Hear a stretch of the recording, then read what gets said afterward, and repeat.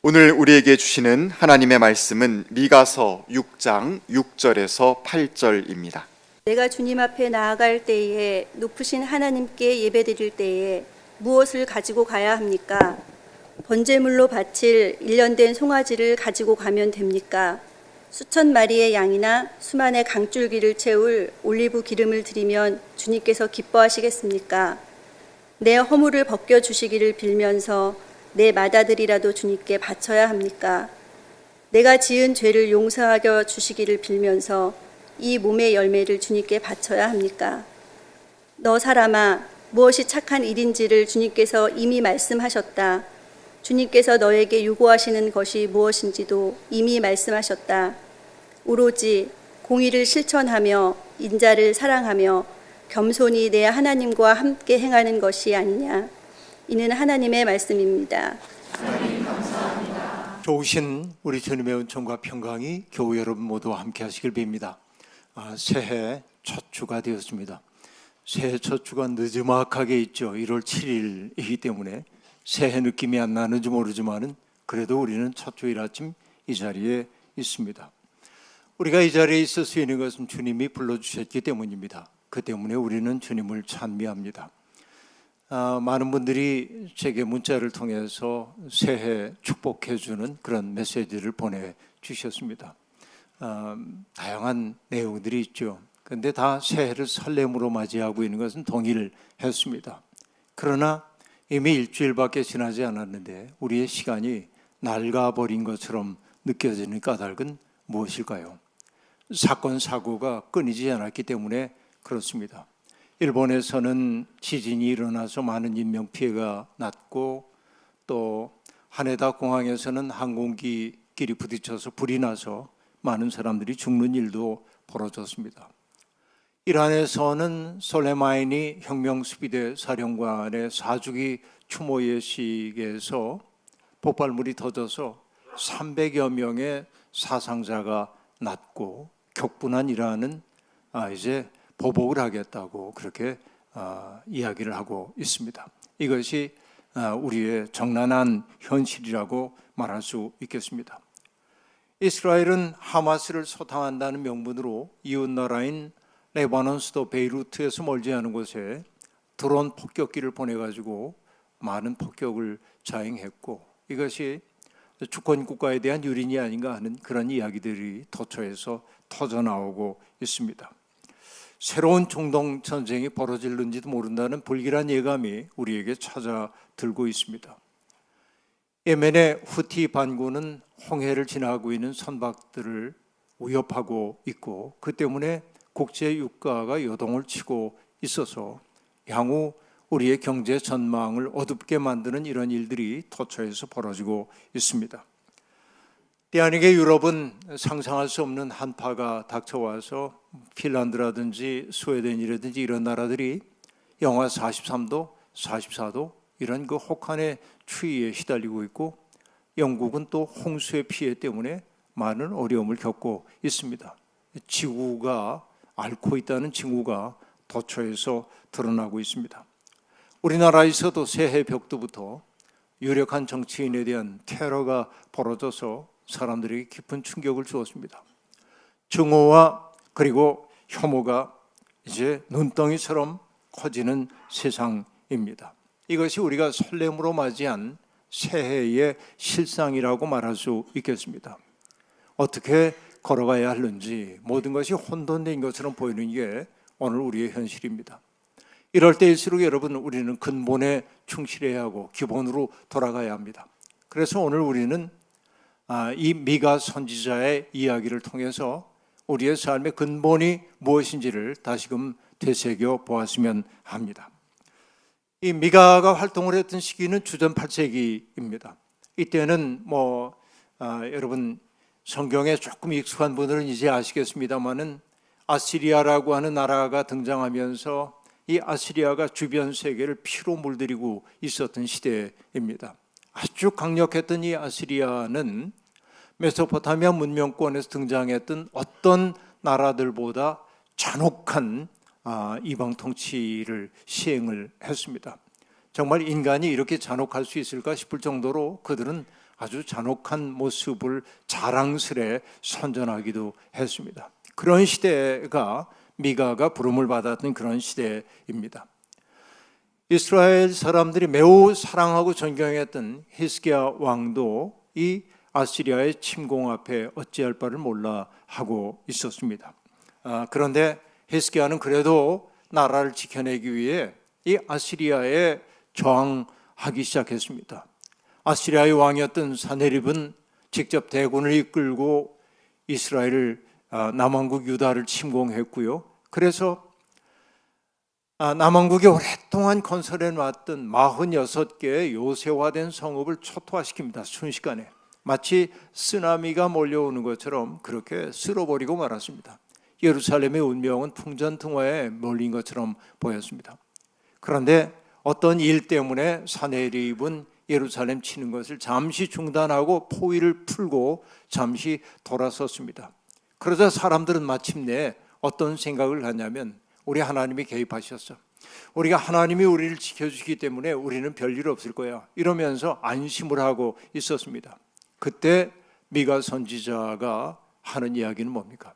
잠시 우리가 이 참화를 피했다고는 하지만 결국 예루살렘은 망할 수밖에 없다 이렇게 말합니다.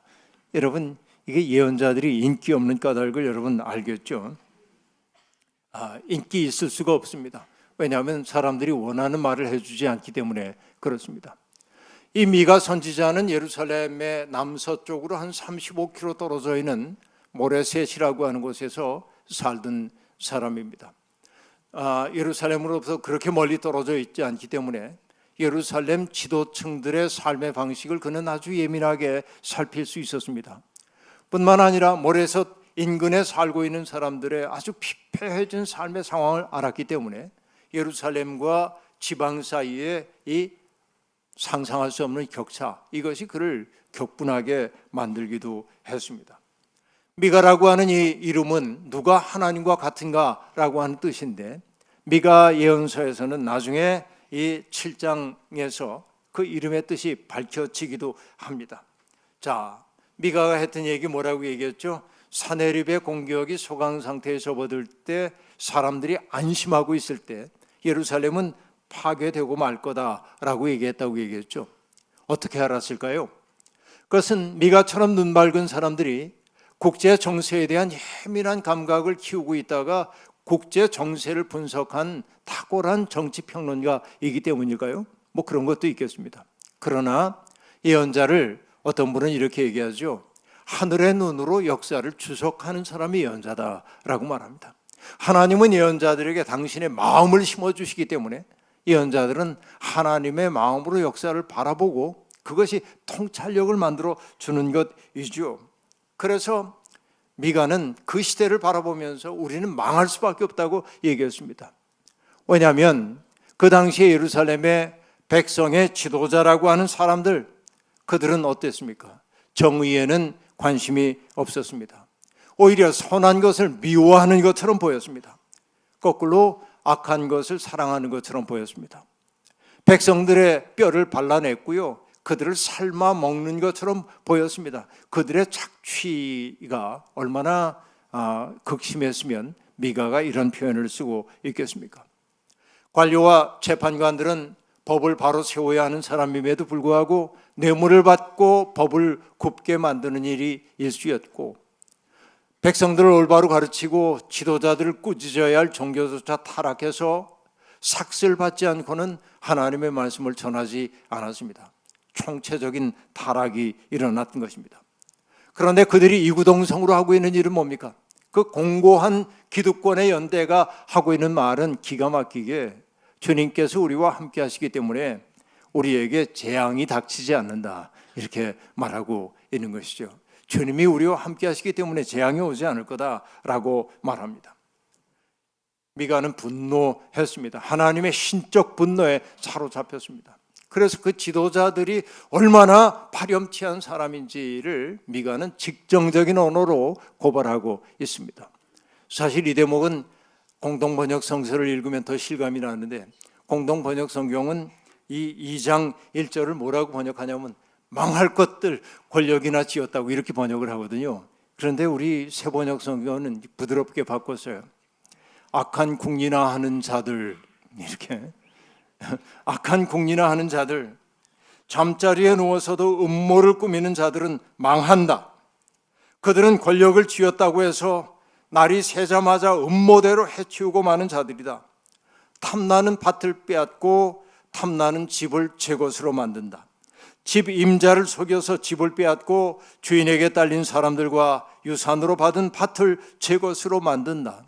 여러분, 이 미가서의 이야기가 지금으로부터 2700년 전 이야기처럼 들리지만, 그러나 왠지 현대적으로 들리는 까닭은 우리가 후기 자본주의 시대를 살고 있기 때문에, 돈이 세상을 지배하는 현실이 바로 이것을 보여주고 있기 때문에 이 미가서의 이야기는 고대의 얘기처럼 들리지 않는 것이죠.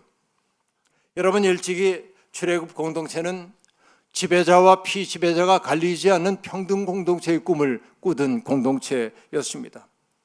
그런 세상은 어떻게 도래했을까요? 다른 것 없습니다. 힘 있는 사람들이 자기들의 힘을 가지고 사람들을 함부로 대하는 게 아니라 그 힘으로 힘없는 사람들을 떠받들어 줄 때 가능한 세상이었습니다. 그렇죠. 이사야 11장에 보면은 여러분, 이사야가 꿈꾸었던 새로운 세상이 있잖아요. 사자가 소처럼 여물을 먹는 그런 평화의 세상 말입니다. 표범과 새끼 양이 함께 노는 세상 말입니다. 한완상 선생님은 그 대목을 얘기하면서 사자의 식성이 바뀌어야 세상이 달라진다고 말합니다. 사자의 식성은 뭡니까? 살코기를 먹는 거죠. 그러나 사자가 소처럼 여물을 먹을 때 세상에 평화가 온대. 어떻게 자기의 본성을 바꿀 수 있습니까? 그러나 이것은 상징적인 이야기이죠. 어떤 얘기일까요? 소들이 먹는 여물이라는 게 뭐예요? 자기의 분수껏 먹는 것이죠. 사자가 먹는 살코기라는 것은 뭡니까? 남의 사정 아랑곳 없이 제 뱃속만 채우는 게 사자의 먹이 아닙니까? 그러니까 사자가 그런 자기의 삶의 방식을 바꿔야 돼. 사자로 상징되고 있는 강한 사람들이 흉포한 자기의 욕망에 따라 살지 않고 어려운 사람들의 입장에 서보는 그런 일들을 통할 때만이 세상에 평화가 온다고 얘기했던 것이죠. 여러분, 초대 교회도 그러하였고 출애굽 공동체도 그렇고 그런 세상이 가능한 것처럼 보였습니다. 왜 그럴까요? 해방의 기쁨과 설렘이 있었기 때문에 그렇습니다. 우리도 살다 보면 내 마음속에 기쁨과 감사와 감격이 있을 때 타자들에게 우린 굉장히 너그럽습니다. 내 것을 뭐라도 주고 싶은 마음이 내 속에 생겨납니다. 그러나 내 마음속에 감격과 감사와 기쁨이 사라지는 순간 타자들을 향한 우리의 시선이 싸늘해지기 시작하고 그들을 배제하려는 마음이 내 속에 생겨나기 시작하고 내가 교양을 통해서 혹은 믿음을 통해 숨겨두고 있었던 자기 중심주의라고 하는 게 슬그머니 고개를 들도록 되어 있는 것이죠. 그 때문에 여러분, 범사에 감사하라고 또 항상 기뻐하라고 하는 바울 사도의 그 얘기는 그냥 우리에게 그렇게 살아보라는 얘기가 아니고 나로부터 해방되기 위해서 꼭 필요한 과정임을 알 수 있는 것이죠. 여러분, 이 꿈, 정말 사자가 소처럼 여물을 먹는 그런 세상의 꿈을 성경은 제사장 나라 거룩한 백성이란 말로 이미지를 만들어냈던 것임을 우리가 알 수 있습니다. 그런데 여러분, 자기 중심주의가 고개를 드는 순간 그러한 꿈은 아무도 없이 사라져버리고 말았습니다. 오늘 본문 말씀은 바로 그런 이 시대적 배경을 염두에 두고 볼 때 제대로 급진적인 그 의미가 드러난다고 말할 수 있겠습니다. 사람들이 묻습니다. 내가 주님 앞에 나갈 때 무엇을 가지고 가면 좋겠습니까? 이 질문은 어떤 얘기입니까? 예배의 자리에 나갈 때, 하나님 앞에 나갈 때 빈손 들고 나가지 말라고 하는 출애굽기와 신명기의 말씀과 연관이 될 겁니다. 하나님 앞에 가려는 사람들은 빈손으로 가면 안 돼. 뭔가를 가지고 가야 한다는 것이죠. 예배란 어떤 것입니까? 하나님의 부르심과 인간의 응답이 마주치는 현장이라고 말할 수 있겠습니다. 오늘 여러분이 예배의 자리에 나왔습니다마는 오늘 여러분 갈등한 분들 계십니까? 아침에 조금 더 잘까? 오늘 예배는 그냥 집에서 드리면 어떨까? 온갖 생각이 있었는데 떨쳐 나왔는지도 모르겠어요. 근데 여러분, 예배라고 하는 것은 내가 온 것처럼 보이지만 하나님이 부르시지 않으면 우리가 예배 드릴 수 없어요. 하나님이 우리 속에 당신에 대한 그리움을 심어주시지 않으면 하나님께 나올 수 없어요. 이것을 여러분 성경은 기가 막히게 보여줍니다. 출애굽기 40장에 보면은 성막이 세워지고 회막이 세워진 다음에 거기에 구름이 가득 차고 하나님이 임재하셨을 때 성경은 뭐라고 말하냐면 모세가 거기에 갈 수가 없었다고 얘기합니다. 거룩한 장소였기 때문에. 그런데 그 출애굽기를 마감하고 레위기로 탁 넘어가면서 레위기 1장 1절이 뭐라고 얘기하냐면 하나님이 부르시자 모세가 회막으로 나갔다 이렇게 돼 있어요. 그러니까 예배라고 하는 것은 뭐냐? 내가 임의로 드릴 수 있는 게 아니고 하나님이 우리를 불러주실 때 우리는 나오는 것이에요. 그러니까 하나님의 부르심과 인간의 응답이 만나는 현장이 예배의 자리라는 얘기입니다. 자, 그런데 하나님 앞에 나갈 때 내가 뭘 가지고 가면 될까요? 그러면서 사람들이 스스로 생각하는 거예요. 1년 된 송아지를 번제물로 가지고 가면 하나님 기뻐하실까요? 여러분, 이런 수사의문문은 뒤에 나오진 않지만 뭐예요? 아니라는 말이 반드시 있는 겁니다. 1년 된 송아지를 가지고 주님께 나가면 주님이 기뻐 받으실까요? 그리고 그 다음에 갑자기 과장법이 등장합니다. 1,000마리의 양을 바치면 하나님 기뻐하실까요? 여러분 뭐라고 해야 돼요? 아니, 그 다음에 뭐라고 얘기해요? 10,000갈래의 줄기를 채울 만큼 올리브 기름을 가지고 가면 하나님 기뻐하실까요? 아니. 그리고 뭐라고 얘기합니까? 내 허물을 씻어달라고 맏아들을 주님께 바치면 기뻐하실까요? 아니. 그죠? 이 얘기가 반복돼요. 아니에요. 성경에는 본문으로는 등장하지 않지만은 수사 의문문 속에 있는 아니라고 하는 소리가 아주 강하게 우리에게 들려옵니다. 그리고 여러분 뭐라고 얘기합니까? 그럼 뭘 가지고 가야 됩니까?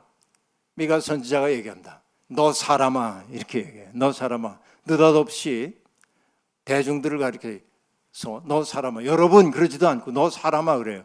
이게 어떤 뉘앙스인지 여러분 아시겠죠? 우리도 어떤 사람이 제멋대로 구는 걸 보면, 염치 없이 구는 걸 보면 아이고 인간아 그러잖아요. 아이고 이 인간아 그러잖아요. 약간 애정이 있는 말이기도 한데 너 사람아 이것도 같은 얘기입니다.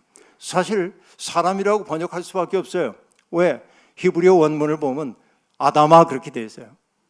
너 아담아, 아담. 그래서 여러분 이건 정난한 인간을 가리키는 말이에요. 그래서 어떤 영어 성경은 이 아담이라고 한 말을 mortal, 그러니까 사멸할 수밖에 없는 존재, 죽을 수밖에 없는 존재라고 옮겨놓은 거예요. 아이고 이 인간아, 너 어쩌면 좋으냐? 하나님이 기뻐하시는 일 모른단 말이야. 이렇게 지금 질문을 하고 있는 것입니다. 우리는 정말 하나님이 바라시는 것이 뭔지를 모릅니까? 모르지 않습니다. 다만 그 뜻대로 살고 싶은 마음이 없을 뿐이에요. 우리의 내면 깊은 곳에. 그래도 우리는 자꾸만 걸림길에 설 때마다 하나님 앞에 길을 여쭙지 않으면 안 됩니다. 그렇지 않으면 우리의 삶이 욕망의 방향으로 가도록 돼 있어요. 이게 인간이에요. 너 사람아, 이게 우리예요. 여러분, 우리가 아무리 거룩해도 평생을 신앙생활해도 자기 중심주의 극복하지 못했으면 이 소리 듣는 거예요. 너 사람아. 근데 정직하게 얘기하면 뭐냐면 이 자리에 있는 우리 모두 너 사람아예요. 이게 우리들이에요. 그렇게 하나님 앞에 자꾸만 여쭤보지 않으면 안 되는 거예요. 미가는 주님께서 우리에게 기대하시는 것을 아주 간단하게 얘기합니다. 이건 삶의 기본 개념입니다. 세 가지죠. 하나는 공의를 실천하며 인자를 사랑하며 겸손히 내 하나님과 함께 행하는 것이 아니냐, 이렇게 말하고 있습니다. 쉽지요? 여러분, 이것은요 아주 인생의 기본적인 교훈인 것 같습니다. 노자 도덕경 67장에도 그 67장에서 노자도 얘기합니다. 나에게는 세 가지의 보물이 있다는 거예요. 아유삼보라고 말하는데 내게 세 가지 보물이 있는데 그것을 지이보지 그러는데 나는 그것을 간직하고 그것을 보호한다는 거예요. 그것을 꼭 지키고 그리고 보호하려고 애를 쓴다는 거예요. 그리고 그 보호를 뭐라고 얘기하냐면 일왈자라고 얘기하는데 첫 번째는 뭐냐? 자애로움이다. 이왈 검약합니다. 두 번째는. 세 번째 삼왈 그 천하 앞에 나를 중불나게 내세우지 않는 것. 불가무의 천하선 그렇게 얘기해요. 감히 나 자신을 세상 앞에 두드러지게 드러내려고 하지 않는 것. 이게 내가 가지고 있는 세 가지의 보화래요. 그런데 그 보물의 의미를 그는 이렇게 얘기합니다.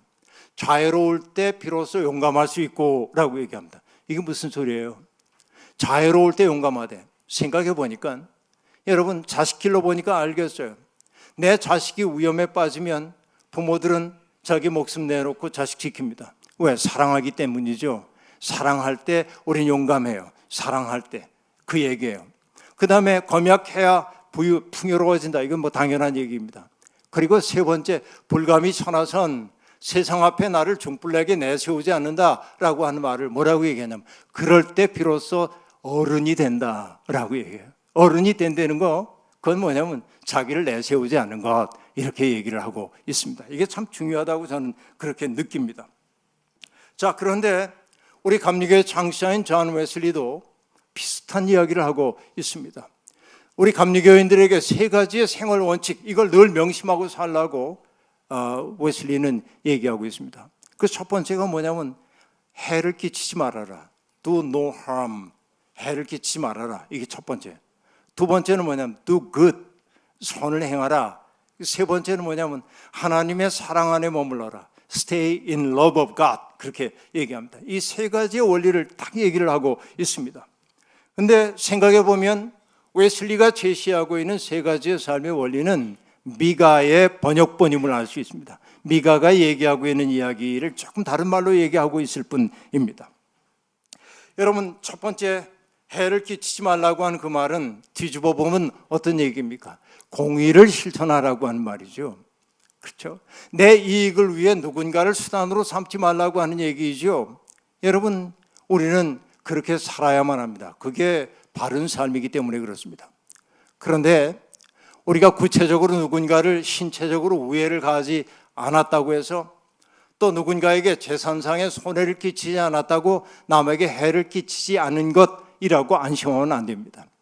왜냐하면 나도 모르게 나의 몸짓이, 나의 눈빛이, 나의 말 한마디가 누군가에게 씻을 수 없는 모욕감을 주기도 하고 상처를 주기도 함을 우리는 삶의 과정을 통해 많이 경험했기 때문에 그렇습니다.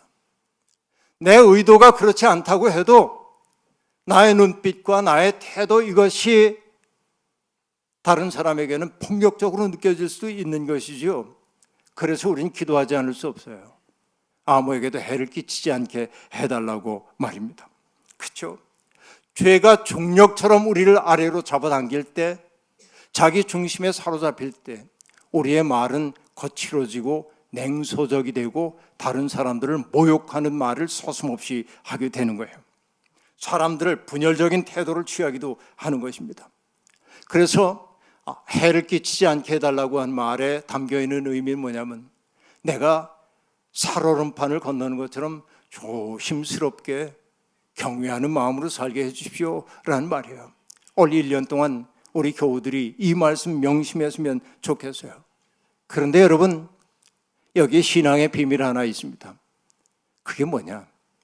내가 그렇게 타자들을 존중하고 조심스러운 태도로 대하기 시작할 때 타자들에 대한 두려움이 내 속에서 눈 녹듯 사라지더라 라는 거예요. 이건 신비에 속하는 얘기입니다.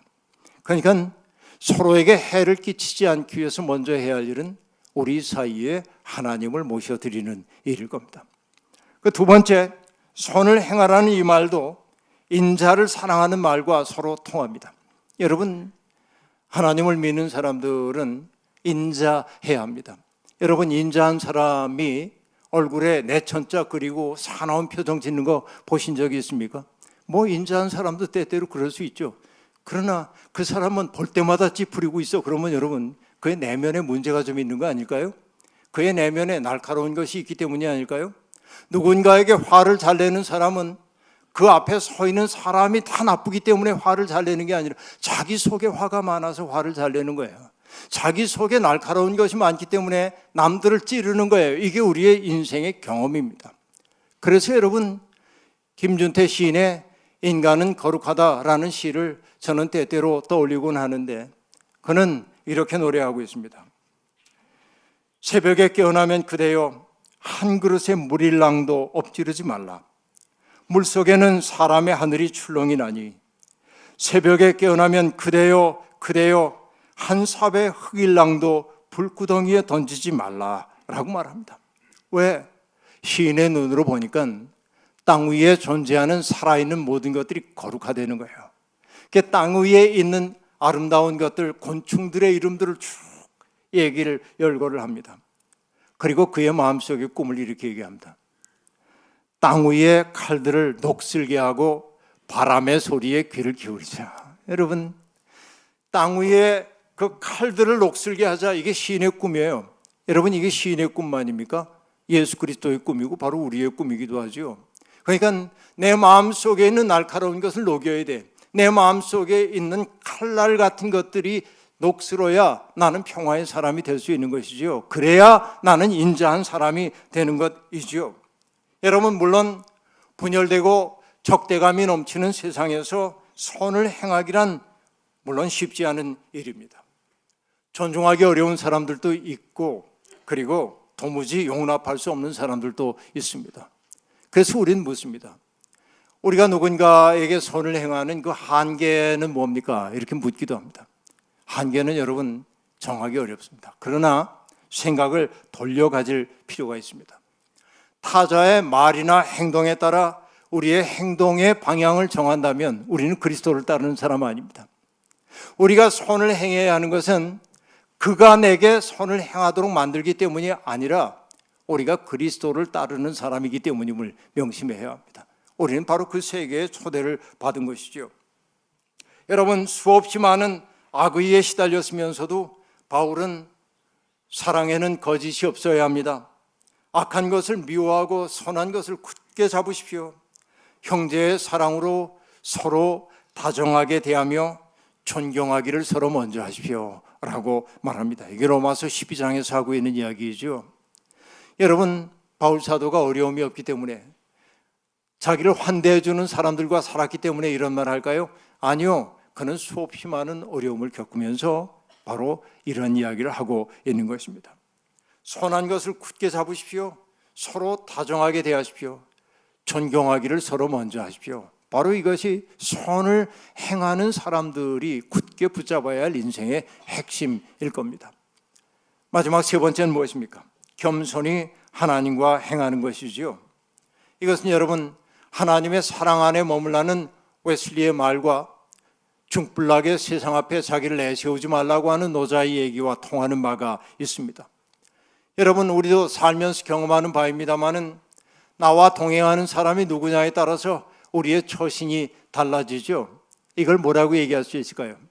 우리는 여러 개의 사회적 가면을 가지고 삽니다. 때때로 나는 이런 가면을 쓰고 사람들을 대합니다. 또 어떤 장소에서는 이런 가면을 쓰고 사람들을 대하기도 합니다. 저도 제 아들과 손자들하고 대할 때 쓰는 가면과 여러분과 만날 때 쓰는 가면이 달라요. 가면이 위선인 것은 아니에요. 이것은 함께 살기 위해 필요한 태도라고도 얘기할 수 있겠습니다. 그러나 여러분, 분명한 것은 뭐예요? 동행자에 따라서 우리의 행동이 달라지더라.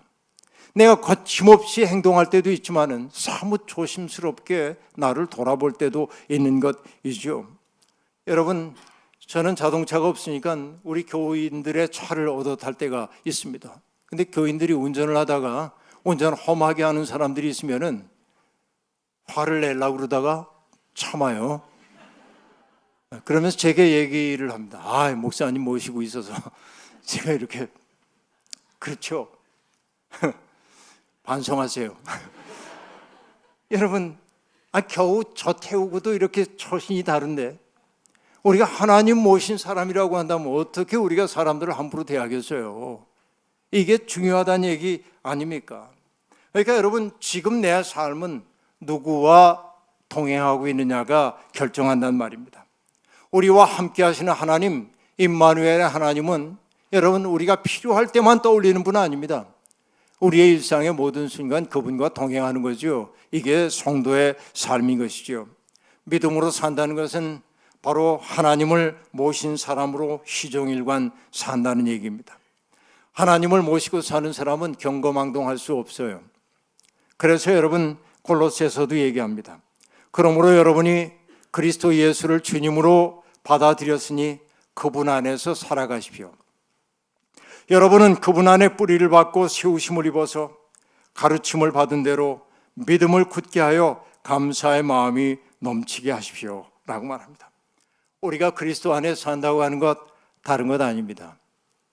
그리스도의 사랑 안에 내 인생의 뿌리를 깊게 내리고 단단한 기둥 하나가 내 속에 서도록 하는 것, 바로 그것이죠. 우리는 주님 안에 뿌리를 박은 사람입니다. 정말 우리가 주님의 마음에 뿌리를 내린 사람이라고 한다면 주님이 세상에서 거두었던 인생의 열매가 우리에게도 맺혀져야 하지 않겠습니까? 바로 그것은 무엇입니까? 생명과 평화로 나타납니다. 불의한 세상에서 생명과 평화의 열매를 맺도록 주님은 우리를 부르셨습니다. 앞서 얘기한 대로 우리가 살고 있는 세상은 여전히 어둡고 냉랭합니다. 그러니까 그 속에서 반드시 살아내는 것 아니고, 그 속에서 겨우 나를 지켜내는 것 아니고, 어두운 세상에서 세상이 어떠하든지 나는 불 한 점 밝히겠다는 마음으로, 세상이 지 아무리 냉혹해도 나는 내 주변을 따뜻함으로 물들이겠다고 생각하는 것. 지난주에 얘기한 대로 인간은 시작이잖아요. 우리는 새롭게 시작할 수 있잖아요. 바로 이것이 주님이 우리와 함께 꿈꾸고 있는 세상의 모습입니다. 우리를 통하여서 하나님의 꿈이 이 땅에서 이루어지고, 그리고 우리가 공의를 실천하고 인자를 사랑하고 겸손히 하나님과 동행하는 삶을 통해서 우리의 발걸음이 닿는 곳마다 작은 하나님 나라가 이루어지기를 주님의 이름으로 축원합니다. 아멘. 주신 말씀 기억하며 거듭의 기도 드리겠습니다. 하나님, 주님 앞에 나올 때마다 우리의 빈손이 부끄러웠습니다. 주님은 우리에게 당신의 뜻대로 살다가 온 내 손을 보여달라 말씀하시지만 우리의 손은 텅 비어 있을 때가 얼마나 많은지요. 올 1년 동안 우리가 어떤 마음으로 살아야 하는지 미가 선지자를 통해 일깨워 주시니 감사합니다. 공의를 실천하겠습니다. 인자한 사람이 되어서 주변을 평화롭게 만들겠습니다. 하나님과 동행하는 사람의 겸허함과 그리고 그런 따뜻함을 가지고 살아가겠습니다. 불의하고 냉랭한 세상을 하나님이 기뻐하시는 세상으로 바꾸기 위해 노력하겠습니다. 주님, 우리의 이와 같은 마음을 받으시고 우리를 당신의 도구로 삼아 주옵소서. 예수님의 이름으로 기도하옵나이다. 아멘.